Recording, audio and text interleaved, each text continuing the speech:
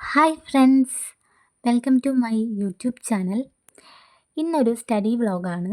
ഇന്നലെ പുറത്തു പോയപ്പോൾ ഞാൻ VFAയുടെ സിലബസ് എടുത്തിരുന്നു. അതുകൊണ്ട് തന്നെ അതിൽ പ്രകാരം ആണ് ഇന്ന് ഞാൻ പഠിച്ചു തുടങ്ങുന്നത്. 2025 നമുക്ക് VFAയുടെ നോട്ടിഫിക്കേഷൻ വരാൻ പോകുന്നുണ്ട്. ഞാൻ ഒരു എക്സാമിന് വേണ്ടിയിട്ട് ഇപ്പോഴേ ഒന്ന് സ്റ്റാർട്ട് ചെയ്യാമെന്ന് വിചാരിച്ചു. ഫസ്റ്റ് ഞാൻ സെലക്ട് ചെയ്ത ടോപ്പിക്ക് സാമ്പത്തിക രംഗമാണ്.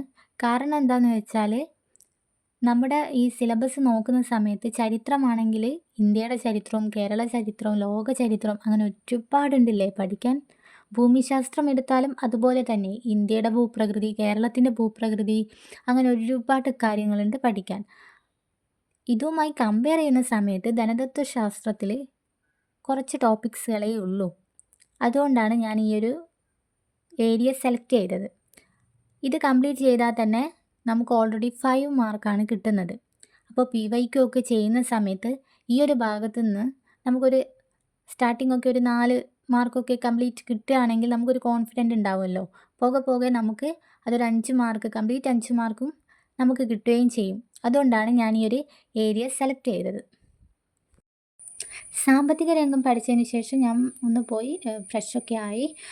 പിന്നെ ഞാൻ ബ്രേക്ക്ഫാസ്റ്റൊക്കെ കഴിച്ചിട്ട് പിന്നെ വീണ്ടും കണ്ടിന്യൂ ചെയ്തു. അപ്പോൾ കണ്ടിന്യൂ ചെയ്യുന്ന സമയത്ത് സാമ്പത്തിക രംഗം ഒന്നും കൂടെ ഒന്ന് റിവിഷൻ ചെയ്തു. കുറച്ച് കാര്യങ്ങളൊക്കെ എന്നോട് വിട്ടുപോയിട്ടുണ്ടായിരുന്നു. ഒന്നും കൂടെ വായിച്ചപ്പോൾ അതൊക്കെ ഒന്ന് സെറ്റായിട്ടുണ്ടായിരുന്നു. പിന്നെ ഞാനത് ഞാനത് മാർക്ക് ചെയ്യുന്നുണ്ടായിരുന്നു കേട്ടോ. സിലബസിൽ ഞാൻ കംപ്ലീറ്റ് ചെയ്ത പോർഷൻസ് മാർക്ക് ചെയ്യുന്നുണ്ടായിരുന്നു. പിന്നെ നെക്സ്റ്റ് ഞാൻ പഞ്ചവത്സര പദ്ധതികളാണ് പഠിച്ചത്. അതെനിക്ക് പൊതുവേ ഇഷ്ടമുള്ള ഒരു ഭാഗമാണ്. പഠിച്ചിട്ടുണ്ടെങ്കിലും ഇപ്പോൾ എന്താ പറയുക, കുറച്ചായിട്ട് നോക്കാത്തത് കൊണ്ട് ആ ഭാഗങ്ങളൊക്കെ കുറച്ചൊക്കെ മറന്നു പോയിട്ടുണ്ടായിരുന്നു. ഇയർ ഓർമ്മയുണ്ടായിരുന്നു, പക്ഷെങ്കിൽ അതിൻ്റെ ചില കാര്യങ്ങളൊക്കെ മറന്നു പോയിട്ടുണ്ടായിരുന്നു. അപ്പോൾ അതും കൂടെ ഒന്നും കൂടെ നന്നായിട്ട് നോക്കി. അതിനധികം സമയമൊന്നും എടുത്തില്ല, അത് പെട്ടെന്ന് തന്നെ കംപ്ലീറ്റ് ചെയ്യാനൊക്കെ പറ്റിയിട്ടുണ്ട് പഠിച്ചിട്ട്.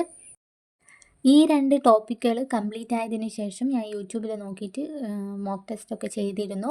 പക്ഷേ ഞാൻ അതിൻ്റെ വീഡിയോ എടുത്തില്ല. കാരണം ഞാൻ ഈ ഫോൺ യൂസ് ചെയ്തിട്ട് തന്നെയാണ് യൂട്യൂബിൽ കയറിയിട്ട് മോക്ക് ടെസ്റ്റൊക്കെ ചെയ്യുന്നതും പിന്നെ ഇതിൽ തന്നെയാണ് ഷൂട്ട് ചെയ്യുന്നതും. അതുകൊണ്ട് എനിക്കത് എടുക്കാൻ പറ്റിയില്ല.